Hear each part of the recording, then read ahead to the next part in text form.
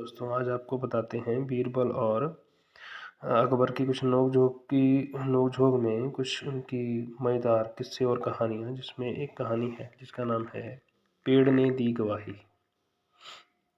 इसमें यहाँ से देखिए कि रोशन एक वृद्ध व्यक्ति था ठीक है, जीवन के अंतिम पड़ाव पर उसकी इच्छा हुई कि वह तीर्थ यात्रा पर जाए।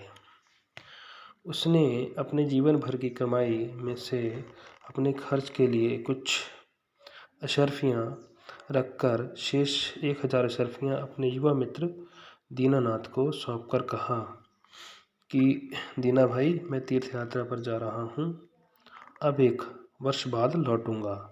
तब तक तुम मेरी 1000 अशर्फियाँ बतौर अमानत रखो। यदि मैं ना लौटा तो रास्ते में मेरी मृत्यु हो गई तो तुम इस धन को किसी नेक काम में खर्च कर देना। देखिए आगे क्या होता है। आप निश्चित रहें रोशन जी, आपका धन मेरे पास महफूज रहेगा। जब आप लौटोगे तब वापस मिल जाएगा, दीनानाथ ने उसे आश्वस्त करते हुए कहा। देखिए एक दोस्त ने दोस्त पर भरोसा करके अशर्फे दिया गया। देखिए क्या होता है। इस प्रकार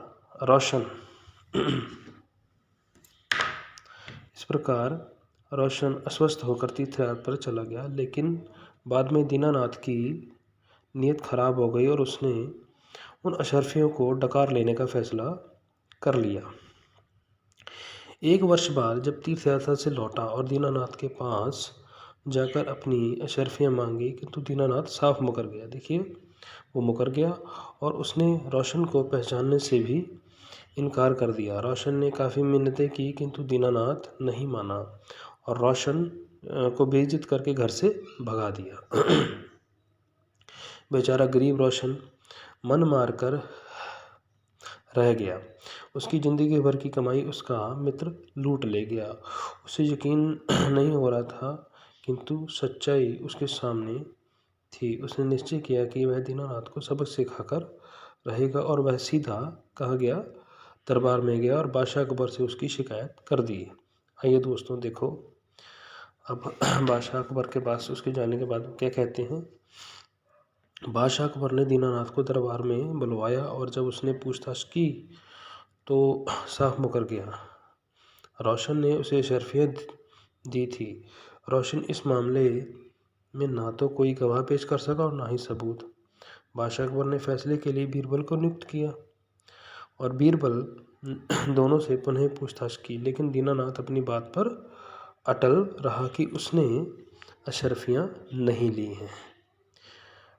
क्यों रोशन, तुमने दीनानाथ को अशर्फियाँ दी थी, तब वहाँ कोई गवाह नहीं था? ऐसा बीरबल ने पूछा। हुजूर, गवाह तो कोई नहीं था, लेकिन आम के पेड़ के नीचे मैंने दीनानाथ को अशर्फियाँ दी थी, रोशन ने जवाब दिया।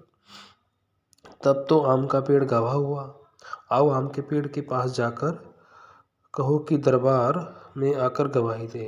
अगर ना माने तो उसे मिन्नतें करना, तब भी ना माने तो राजा द्वारा कटवा देने की धमकी देना। जाओ, बीरबल ने कहा। रोशन मायूस होकर चला गया। पेड़ भी भला गवाही दे सकता है। दीनानाथ दरबार में बैठा था और बीरबल भी वहाँ था।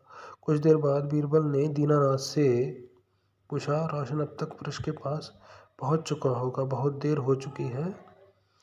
नहीं हुजूर, अभी नहीं पहुँचा होगा। वह वृक्ष यहाँ से दूर है और वहाँ तक पहुँचने का रास्ता साफ नहीं है, इसलिए उसे और देर लगेगी, दीनानाथ ने जवाब दिया।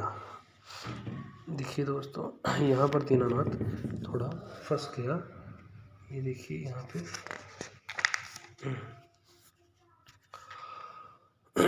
बीरबल कुछ ना बोलकर रोशन का इंतजार करने लगा।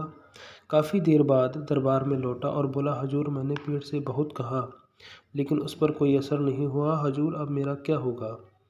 तुम चिंता मत करो, पेड़ यहाँ आया था और गवाही दे गया, वह भी तुम्हारे पक्ष में। पेड़ कब गवाही दे गया? मैं तो यहीं था, मैंने तो नहीं देखा, दीनानाथ ने आश्चर्य करते हुए पूछा। तुम्हारी चोरी पकड़ी गई है दीनानाथ। जब मैंने कहा था कि रोशन पेड़ तक पहुंच गया होगा, तब तुमने कहा था कि अभी नहीं पहुंचा होगा, इसका मतलब यह है कि तुम जानते थे कि वह कौन सा पेड़ और कहाँ है, नहीं तो तुम स्वयं भी उस पेड़ के प्रति आश्चर्य प्रकट करते, लेकिन ऐसा नहीं हुआ। अब सीधी तरह बता दो कि रोशन की शर्फे कहाँ, वरना तुम्हें सज़ा भोगनी पड़ेगी।